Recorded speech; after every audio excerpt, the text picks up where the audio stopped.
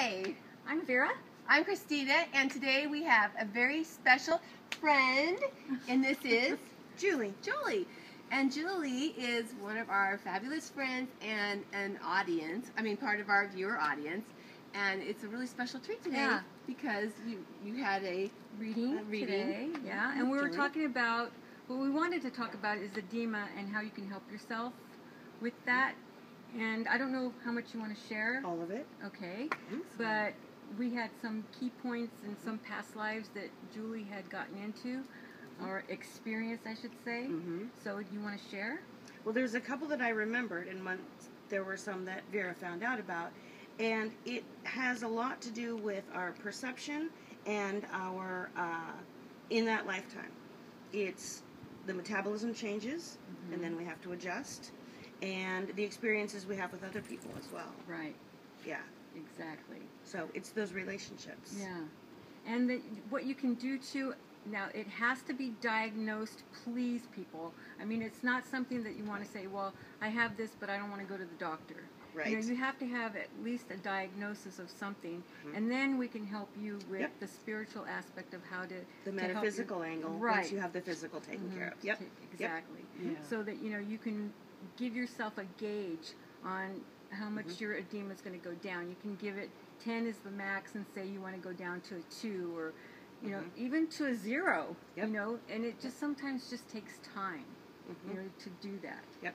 And the physical aspect of monitoring your food and your drink and movement and doing the activity part of it, but also the emotional and the visualizing of it. Right. Okay, so I have a question for you guys. Okay. So I'm wondering, was this from a past life? Lots of them. She had so a lot many of past lives. Yep. Do you want to share about the past life situation? Was it like the same as this life, like similar, or? No, they were almost all very, very different. There was one that you and I shared. Really? Oh, yeah. I knew I liked her. We already knew that. We already knew Even that. before. There was one that I saw about being in a very dry Arabic sort of country. That's when Angus was with us. Oh my gosh. We'll share the story. She's your older brother. Yep. You were my older brother? I had brothers. I knew that I had brothers. Yeah, and I was the second son. Wow. And I would walk, and it was the spice, the spice trail, the Silk Road. And I would walk and walk and walk and walk and walk and it was so difficult to walk because the road was bad and my feet were bad and I was swollen because I wasn't eating well and I was missing home. But I loved being away because I didn't have to be there with the horribleness that was being not the first son and not the daughter. Right. So it was a hard position your dad to be was in. not a nice person. Yeah, they're talking about my father in this life was my father, our father in that life. Well, that's fascinating, and I wanted to ask you, because one of the things that Louise Hay says in her book is that edema also can be from having a hard time of moving on or letting go. So that was huge. So, yes. So in that I hang on life, to everything. So in that life, was it that you were having a hard time moving on as well? And letting go. And the guilt that he felt when you were kidnapped. And every time I left, it would be bad. But I would have to go every time to keep the business. Right. Yeah. Wow, that's fascinating. So in this life, it's a lot about letting go. Letting go, and that's relationships? Because you mentioned relationships. Relationships, very much. I lost my sister in the last few years. My best friend died. And letting go of my kids. My kids call me the smother. Little ass big M mother. No, that's interesting. About hanging on to everything and hanging on to every birthday card and every scrap of memorabilia and every piece of recycling and everything that I never let. I don't let go of anything, including weight and water and Well, I find that interesting that you lost your sister in this life, because in that life I was your sister, and you lost me in that life too. That's fascinating. And my grandmother, who I was very close to, died when I was just 18. And she and I had spent our whole lives together. I spent every weekend, every holiday, every summer with her for just all of my years. She and I were very, very close. And when she died when I was 18, I shut down and I didn't grieve.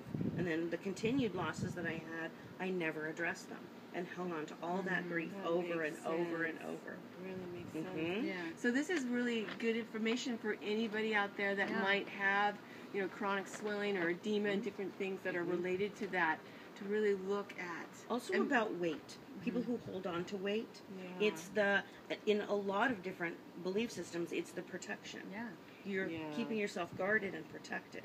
Right. So people with food issues, I have an eating disorder, and people with food issues can't address that because they're too busy hanging on to everything, or that they see themselves as not worthy of being fed.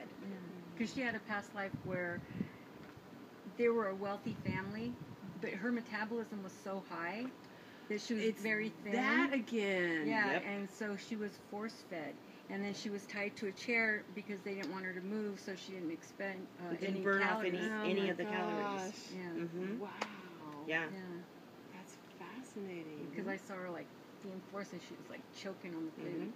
Wow. And this comes up periodically every 4 or 5 years. I have something with swallowing or choking, or not being able to breathe because it's the force fed. Wow. And see that no control either. So what do? You just cling to what you have.